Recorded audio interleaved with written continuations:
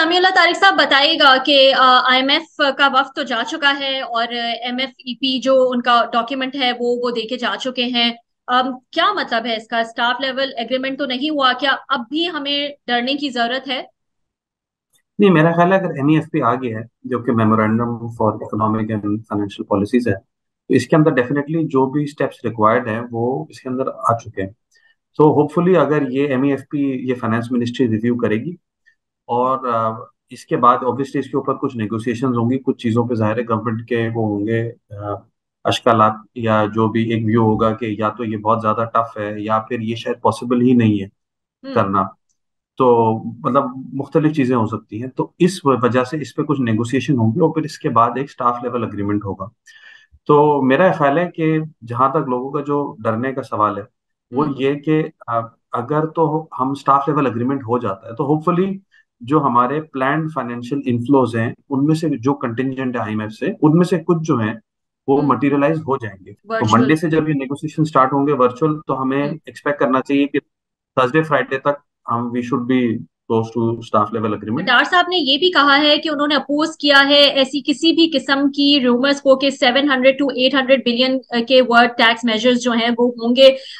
उन्होंने ये भी कहा है कि जीएसटी ऑन पेट्रोल पे बात कर ली गई है एंड आईएमएफ हैज कंसीडर्ड।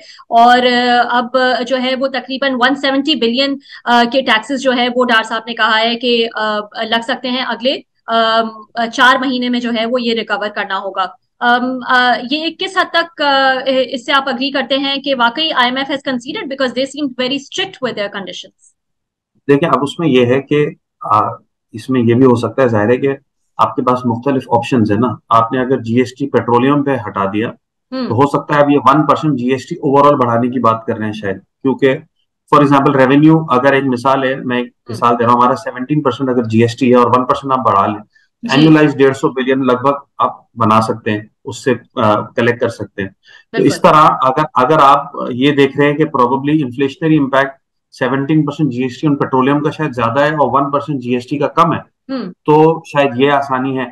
तो जाहिर है इन्होंने इसके बारे में बात की लेकिन उसके बारे में शायद नहीं हुई। तो ये नहीं भी। चॉइसेस हैं गवर्नमेंट के पास, जाहिर है कि रेवेन्यू अगर कलेक्ट करना ही है इतना अमाउंट, तो ये हाँ। 1% जीएसटी ओवरऑल से भी हो सकता है और हम्म। 17% जीएसटी ऑन पेट्रोलियम से भी हो सकता पहले तो ये बताएगा कि आपने जैसे अभी जिक्र किया कि इसमें शायद ये भी खदशा दिखाया जा रहा है कि महीना भी लग सकता है कि ये रिलीज हो, क्योंकि अभी ये स्टाफ लेवल एग्रीमेंट होगा, फिर बोर्ड के पास जाएगा और बोर्ड का अप्रूवल होगा और तब ये ट्रांच रिलीज होगी। है। लेकिन डेफिनेटली स्टाफ लेवल, एक तो है कि अब रिपेमेंट्स हमारी जो है ना मार्च के बाद, मंथली रिपेमेंट जो है डेट की वो कम है, एमोर्टाइजेशन।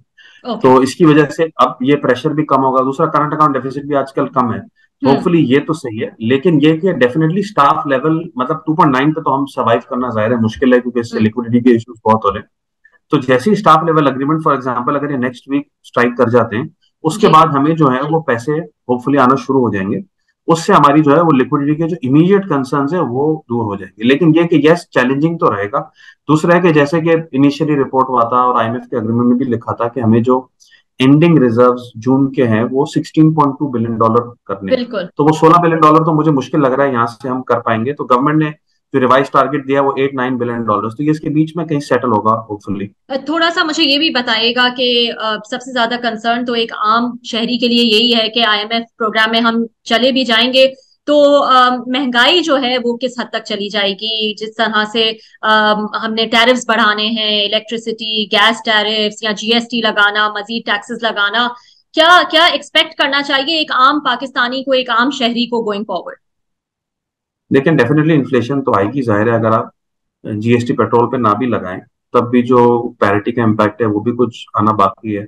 बीस जी। 22 रुपए शायद पेट्रोल पे, डीजल पे 5-6 रुपए। फिर अगर बिजली में अगर प्राइस बढ़ानी है तो उसका भी कुछ ना कुछ इम्पैक्ट आएगा। तो इन्फ्लेशन तो डेफिनेटली इस वक्त अगर 25-26% पे, तो ये तो 30 क्रॉस कर जाएगी।